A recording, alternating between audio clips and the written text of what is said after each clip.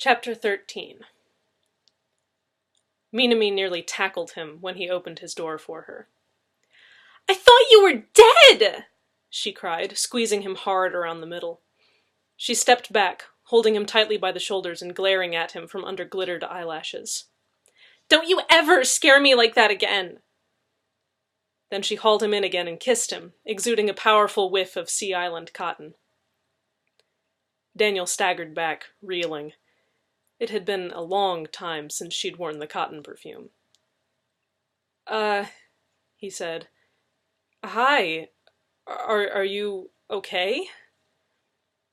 "No," she declared, sweeping into his living room and throwing herself down on his couch.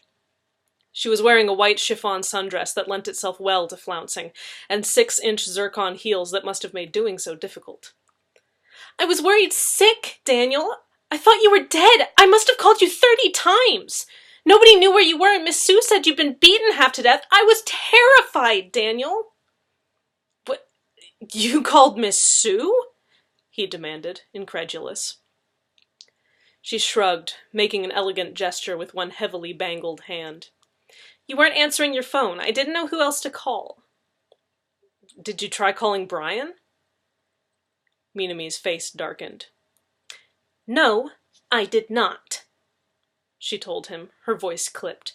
"Come here and sit down, Daniel. I have to hang on to you to make sure you don't vanish again."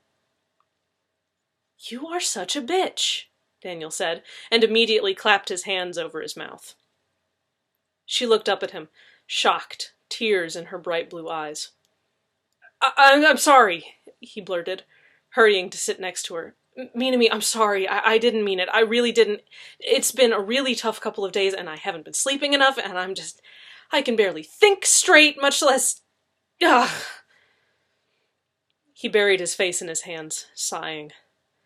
"I'm really sorry, Minami." There was a long silence, and then a gentle touch on his wrist. "It's all right," Minami said softly. I'm the one who should be apologizing. I didn't even think about what it must be like for you. What you must have been through. I'm sorry, Daniel. I was scared and angry. But not at you. Just in general. I'm sorry. I shouldn't have put that on you." Daniel sighed again and took her hands in his, resting them on her knee. "Forgiven," he assured her. "Thank you," she replied, and kissed his cheek, leaving a sticky print of lip gloss. He leaned his head on her shoulder, and she put an arm around him. "Do you want to tell me what happened?" He shook his head. "All right," Minami conceded, and pressed another kiss to the top of his head. "I'm sorry I dragged you into this, Daniel." Another shake of the head. "I'm glad you did," he admitted, and then laughed. "God, it's crazy, but I'm glad you did." There was a pause, and then she murmured, "I'm not." "Well, too late to back out now, I guess." "It's not," she contended. "You can just stop. Go back to work, forget any of this ever happened, just lay low and stay safe." Minami leaned away from him, meeting his eyes. "Will you? Please?" He stared back, confused. You want me to just quit? Now? After everything?" "Yes," she confirmed. "Please, Daniel, before it gets you killed, please let it go. For me." "And are you going to quit too?" She blinked at him, brows drawing together. "No, of course not." "So why are you asking me to?" "Because I love you, Daniel." "No, you don't," he wanted to say, but managed to stop himself before the words left his lips. "Minami, I don't want to give up any more than you do. I know this is dangerous. God, do I know it. But, I mean, you can't just tell me that my dad was... that there's something this big going on and then expect me to just forget about it because it's getting dangerous. I mean, it's just as dangerous for you." "It's not," she retorted. It's not nearly as dangerous for me because I'm rich. Daniel, you have to understand that justice isn't actually fair. I mean, how could you think it is, knowing what we know? He rubbed his face again, leaning away from her. Look, Minami, I can't deal with this right now. Can we talk about it later, maybe? I need to call Brian and make sure he's not dead. Sure, fine, she sighed, rolling her eyes and getting to her feet. I'll just leave then, since you want me gone so badly. I didn't say that, he pointed out. I just want to do something that's not this, okay? Maybe like a movie or something. Can we do that? Can we just be here together and not fight? She hesitated, then sighed. Sure, I'm going to make coffee while you call Brian. Then we can watch a rom-com or something. Thanks, Minami. Would you mind starting a cup for me, too? Yeah, sure, she said, already walking into the kitchen. Fuck my life, Daniel grumbled under his breath, pulling out his phone and dialing Brian. Daniel? Shit, dude, you okay? Yeah, Brian, I'm fine. What about you? Not murdered or anything? Not murdered, or even anything. You're, home? Yeah, made it back in one piece, despite the train's best efforts. Brian snorted. Yep, real death traps, those trains. Probably possessed by Satan. Like things are. Daniel laughed. Oh, yeah, all that virgin blood they spilled on the tracks keeps them really well lubricated. Oh, yeah, definitely. There was a pause, then Brian asked, but seriously, dude, you okay? Yeah, so's Alan. I mean, for a given value of okay. He's still a little busted up, but cracking wise like nobody's business, so I think he's gonna be fine. Good to hear. You think you're gonna be okay to come into work tomorrow, or am I gonna have to start coming up with excuses for the king? I shudder to think what your excuses would sound like. I'll be there tomorrow. Unless something happens.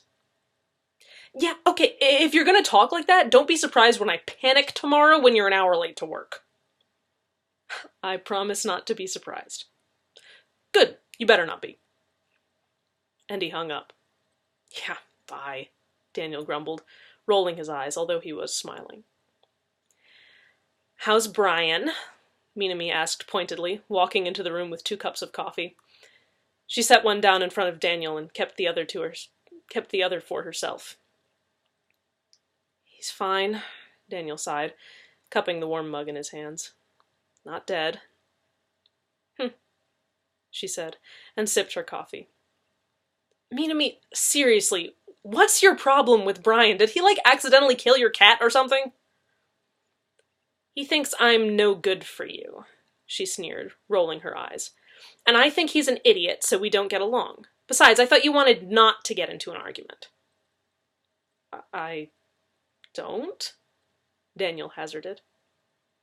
Then stop talking about Brian. He stared into his coffee for a moment. Minami, he began carefully. Are you mad at me? No, she answered. Why, did you do something? No, you just seem really pissed off. I am, just not at you. Then who at? She shrugged, scoffing.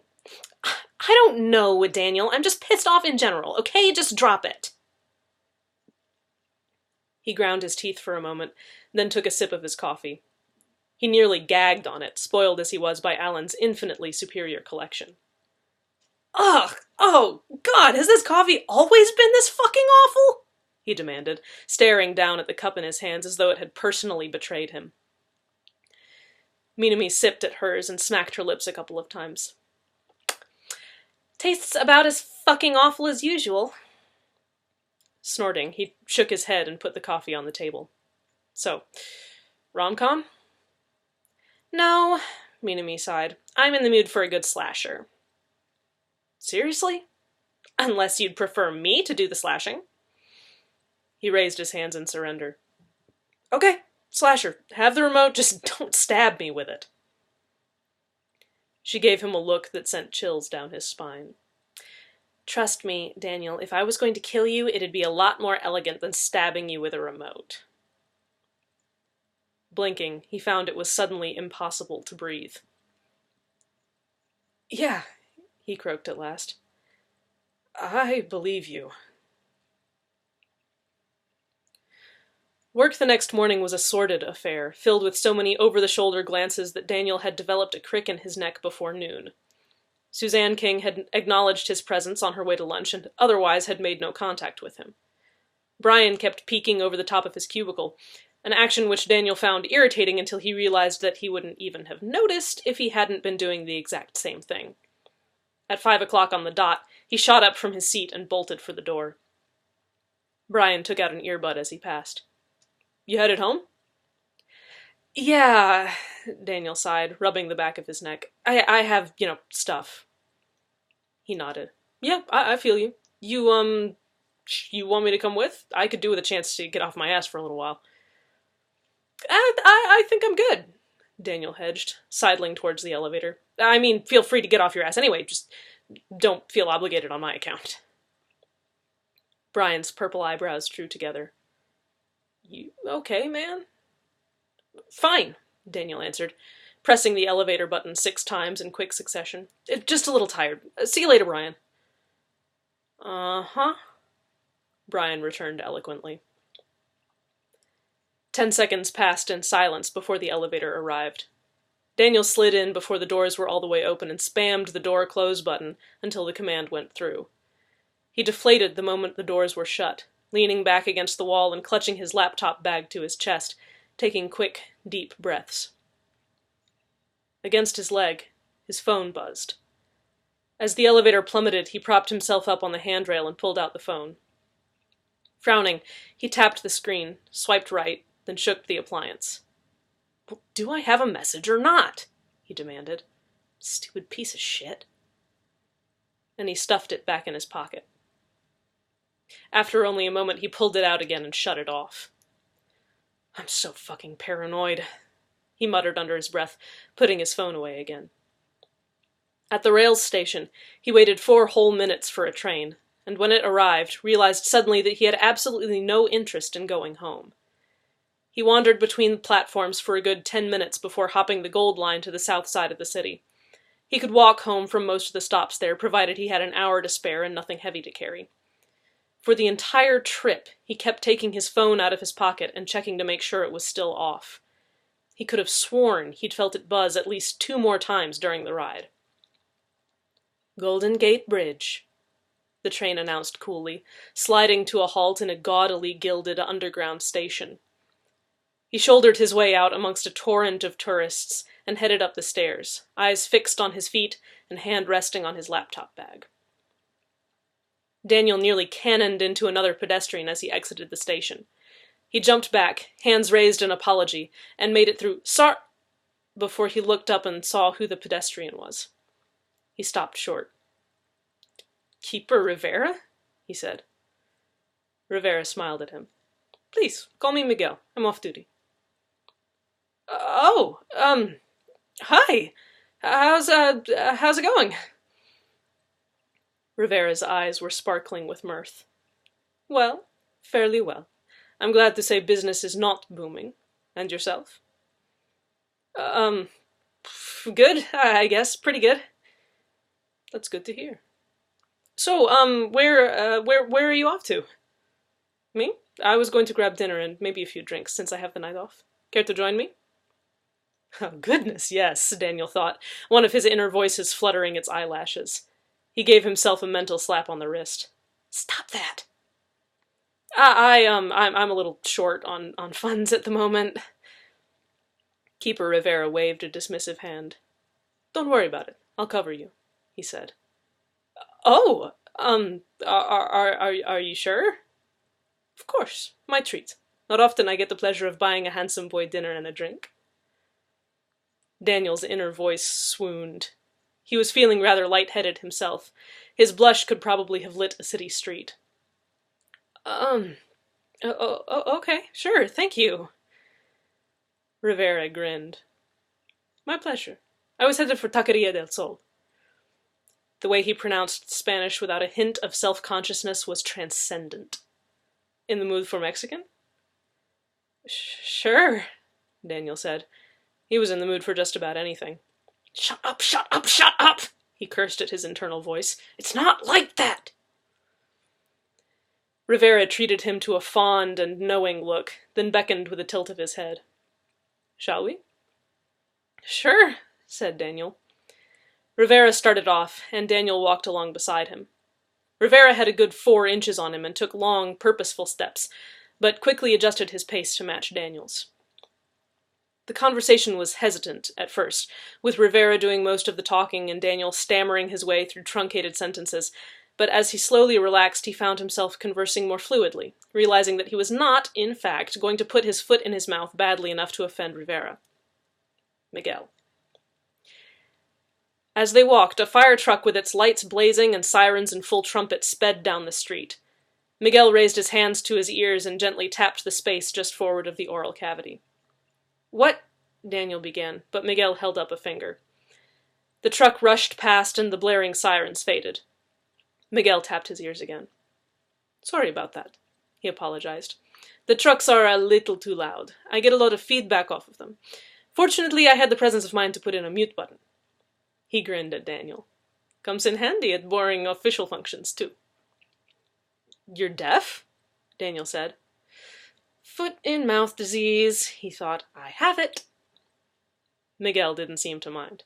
Well, not anymore, obviously, but yes, I was born without hearing. I got the implants when I was 4. That was an incredible birthday. I asked for a puppy and they gave me the world. My father had a tech hand, Daniel said. He used to take it off and leave it in people's drawers at the station. A fireman? Daniel shook his head. A peacekeeper, actually. What's his name? I might have worked with him. I doubt it. It was back in Tucson, and he left the force when I was 8. That's a shame. Why did he leave? He died.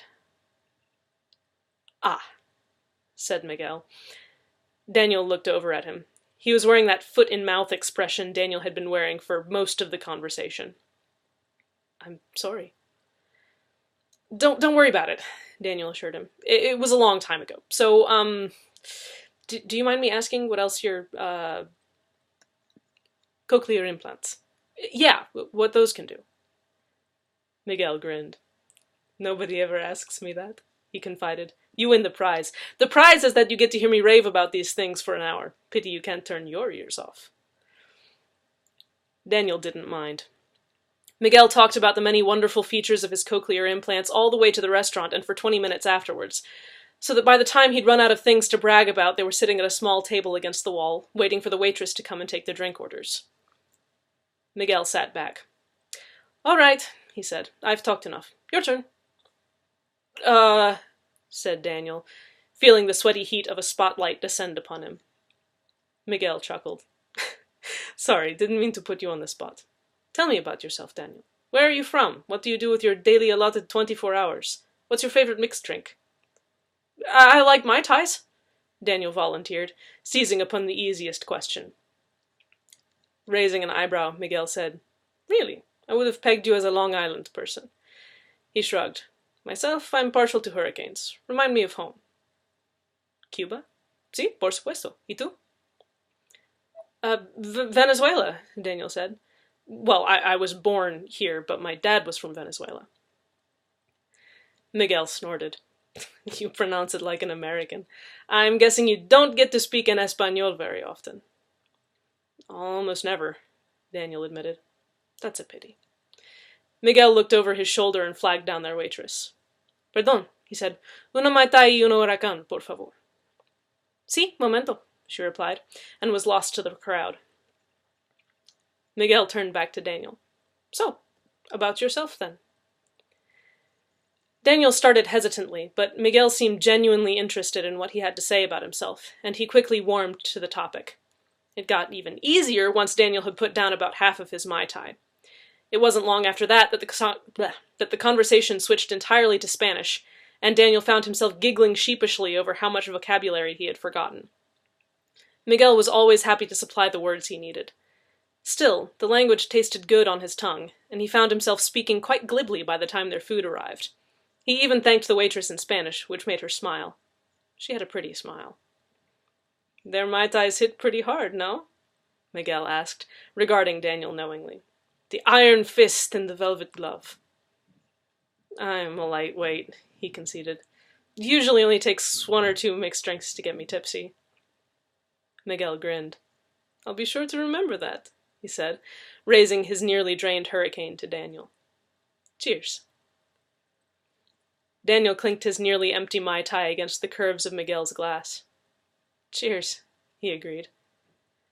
The food was incredible. Minami hated Mexican food, and Daniel almost never went out to eat without her, so he rarely ever got the chance to have it. "The last time I had a real enchilada," Daniel mentioned, "was when I was 6 years old. My papa used to make them for us." "Isn't that a damn shame?" Miguel cried. "I'm glad I got to be the one to bring you home for a night." Daniel blushed redder than the salsa. "What's also a shame," Miguel said, "is that we're both of us completely out of drink. Care for another?" If it would make him stop blushing. "Sure," Daniel said. Thanks again." "Don't mention it," Miguel answered. "It's truly my pleasure." The second Mai Tai went down quicker than the first, and Daniel finally managed to relax. Things had taken on a boozy sheen and were wobbling ever so slightly. "We should do this again," Miguel told Daniel, regarding him through eyes half closed. Daniel sighed. "Oh, I wish," he lamented. "My girlfriend would kill me if she found out." Miguel pulled a disappointed face. "Girlfriend?" he said. Daniel nodded morosely. "She gets really jealous. Of guys, especially. Keeps thinking she's going to lose me to the gay side of the force." Miguel laughed. "That is a shame," he confessed. "I've very much enjoyed tonight." "Me too," Daniel said, and sighed again. "You could ask her to join in," he suggested. "Who knows, I might like her. You should introduce us. And if not, I don't mind sharing you." "No! Oh, no!" Daniel chuckled, shaking his head. "She's not she doesn't do that polyamory stuff. Old-fashioned upbringing, I guess. I don't ask about it. It's like a minefield." He clicked his teeth, shaking his head. "A shame, a real shame." He fixed Daniel with a mischievous gaze. "You could always not tell her." "Oh, dear God, I could," Daniel thought, his heart pounding, but he shook his head. I'm an awful liar. She'd know." Miguel shrugged. Well, it was worth a try." He leaned his elbows on the table, regarding Daniel closely. "But I do hope you'll do me the honor of letting me walk you home." "I'd like that," Daniel said. Then he grinned, saying, "So long as you promise not to take advantage of me." "I wouldn't dream of it," Miguel answered. "It's always better sober." Daniel buried his face in his hands, amazed he wasn't glowing. "Stop it," he mumbled. Laughing, Miguel replied, Okay, sorry to have made you blush." "It's not that hard," Daniel admitted. "Yes, I'd noticed. Well, Daniel, our drinks are empty, the check is paid. Shall we go?" Daniel nodded, still redder than a tomato. He swayed precariously when he stood, and Miguel gently took his elbow. "Let's not break our necks on the way home, shall we?" he suggested. "Sounds good," Daniel replied, trying to think about anything other than Miguel's strong hand on his arm, and failing absolutely. Outside, night had fallen and the streets were fairly crowded. Daniel pointed Miguel in the direction of home and then contented himself with trying to walk in a straight line. It helped that Miguel had linked arms with him. "You're a cool guy," Daniel said. "Oh dear," Miguel commented, shaking his head. "You really are a lightweight, aren't you, sweetheart?" Daniel scrunched into himself like a shelled turtle trying to take refuge. "Only a little," he admitted. Miguel laughed. It's my fault for buying you one too many drinks, I suppose. And don't worry about saying something wrong, really. I promise I have thick skin. That's nice to know, Daniel admitted. You know, I realized I told you all about me, but I didn't get to hear much of anything about you. You got to hear my cochlear implant speech, which is more than most people get. Or want. Yeah, but I don't know. Like, where are you from? What do you spend your daily allotted 24 hours on? Well, I could tell you, I suppose. Not a whole lot to tell, though. I lived in Matanzas with my family until I was 12 when we moved to Florida. I started into the peacekeeper training out there when I got out of high school, then moved out here about 4 years ago to start doing actual work.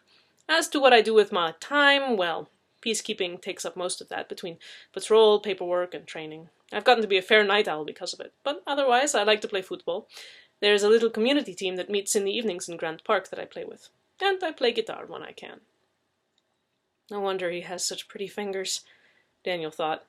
He was certainly not thinking about what else those fingers might be good for.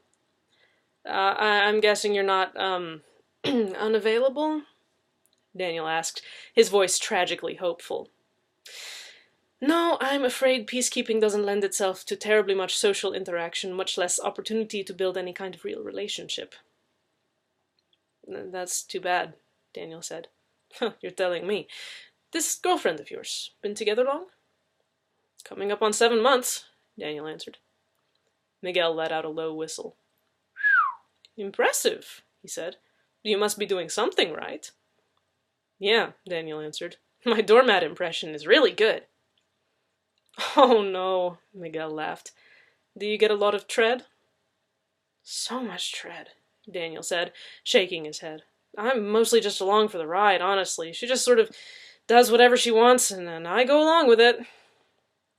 You don't seem terribly pleased about this situation. I'm not. So, if you don't mind my asking, why are you still in it? Daniel hesitated. I don't know, he answered. Because she loves me. That's an odd way to put it. Yeah, well, Daniel sighed. It's the only thing I'm sure of. Daniel, can I give you a little piece of advice? Sure. If you aren't happy, something needs to change. I can't leave her! I didn't say that. There are other ways to change things, other than just leaving. Have you told her you're not happy? Not exactly, no. It seems like a good first step. But what if she leaves me? Miguel shrugged. Then that solves that problem. I don't know. I just keep putting it off. I've had a lot of stuff going on lately.